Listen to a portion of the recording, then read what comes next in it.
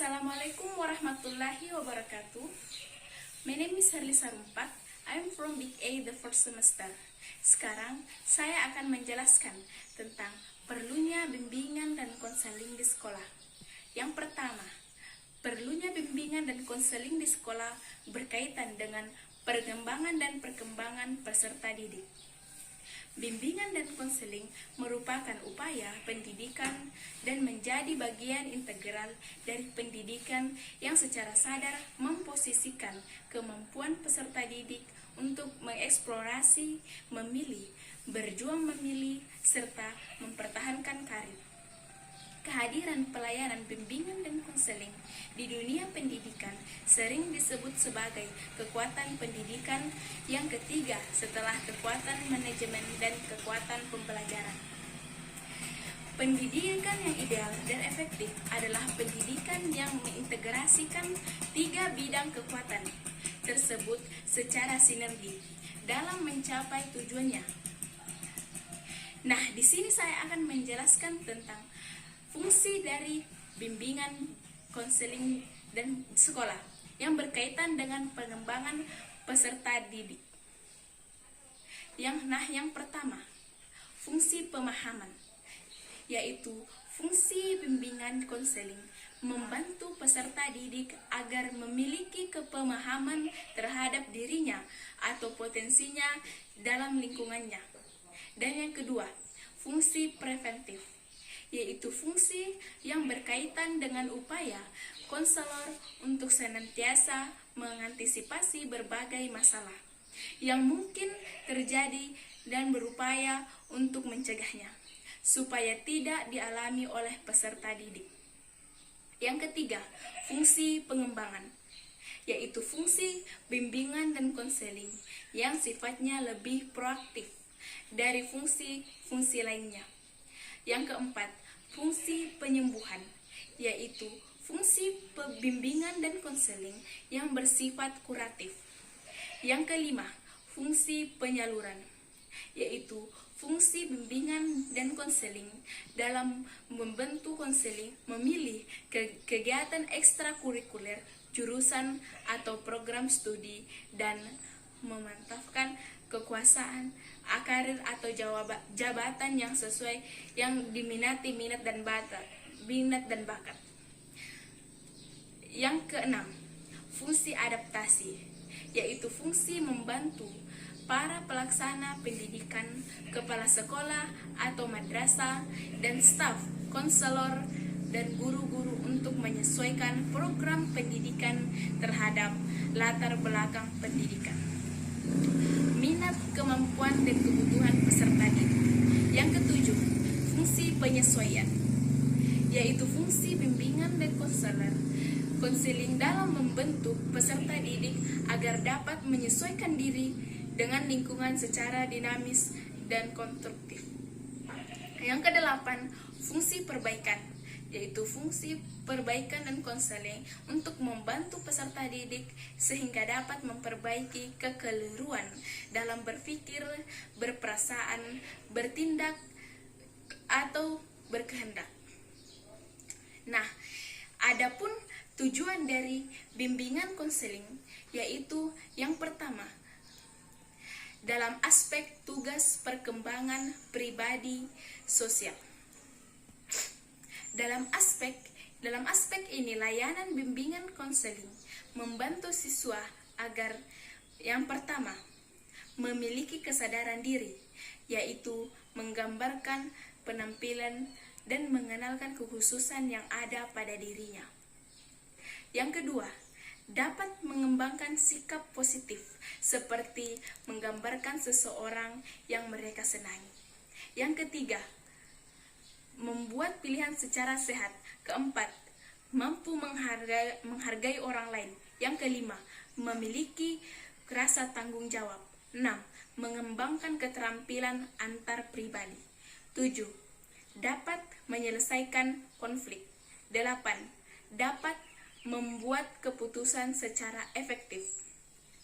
Nah, yang kedua, dalam aspek tugas perkembangan belajar.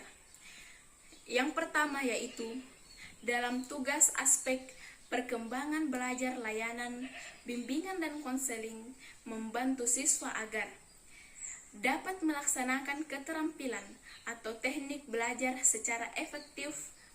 Yang kedua, mampu belajar secara efektif.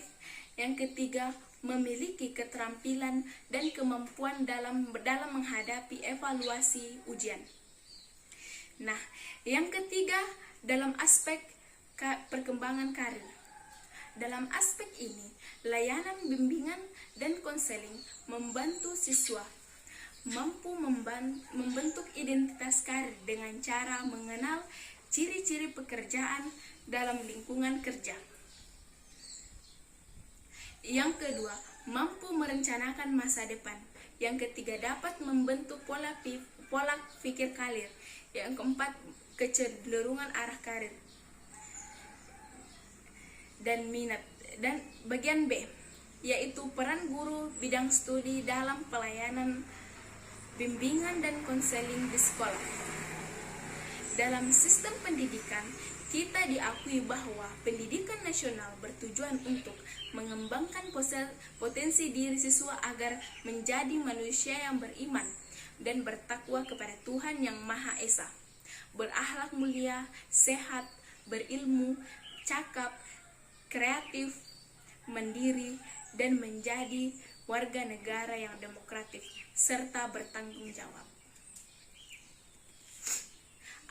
Apabila dirinci, ada beberapa peranan yang dapat dilakukan seorang guru bidang studi ketika ia diminta mengambil bagian dalam penyelenggaraan program bimbingan dan konseling di sekolah. Yang pertama, guru sebagai informator. Guru dapat berperan sebagai informator berkaitan dengan tugasnya membantu guru, pembimbing atau konselor dalam memasyarakatkan layanan bimbingan dan konseling kepada siswa pada umumnya. Yang kedua, guru sebagai fasilitator. Guru berperan sebagai fasilitator terutama ketika ia dilangsungkan layanan pembelajaran, baik itu yang bersifat prospektif dan maupun kuratif. Yang ketiga, guru sebagai mediator antara siswa dengan yang lainnya. Misalnya, saat diminta untuk melakukan kegiatan identifikasi siswa yang memerlukan bimbingan dan pemilihan tangan siswa yang memerlukan bimbingan dan konseling kepada guru, pembimbing, atau konselor di sekolah. Yang keempat, guru sebagai kolaborator. Sebagai mitra, yakni sama-sama sebagai tenaga pekerja, guru dapat berperan sebagai kolaborator konselor di sekolah. Misalnya, dalam penyelenggaraan berbagai jenis layanan orientasi informasi. Bagian C, masalah yang paling urgen yang dialami siswa SMP dan SMA. Permasalahan remaja cenderung memiliki dampak yang buruk bagi tiap pribadi sosial para remaja. Dampak yang teramat buruk bagi para remaja yakni hingga memunculkan beberapa fenomena yang teramat buruk di kalangan remaja yang biasa disebut dengan fenomena kenakalan remaja. Permasalahan ini yang urgen karena kondisi emosional yang belum stabil. Para remaja cenderung merasa sudah yang paling benar dibandingkan dengan orang lain, sehingga akan memicu kecerobohan dalam setiap tindakan yang mereka lakukan.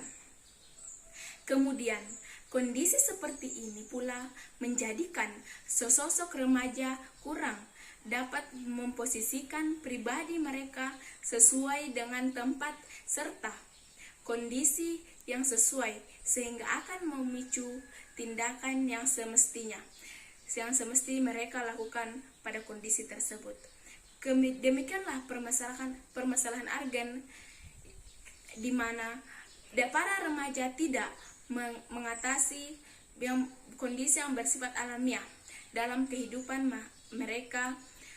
Oleh sebab itu, pada masa ini, masa remaja bukan sosok tuntutan pendidik dengan latar belakang yang baik dan berpengalaman yang dapat mengarahkan mereka untuk mengatasi permasalahan alamiah yang mereka dengan baik, sehingga setelah keluar dari masa itu mereka dapat menjadi yang lebih baik. Oke, kesimpulan dari pentingnya atau perlunya bimbingan konseling di sekolah.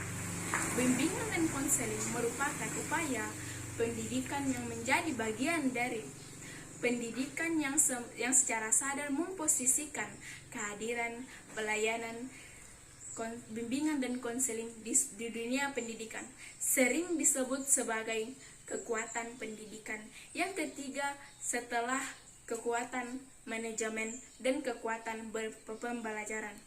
Karena pendidikan yang ideal dan efektif adalah pendidikan yang mengintegrasikan tiga bidang tersebut secara sinergi dalam mencapai tujuannya.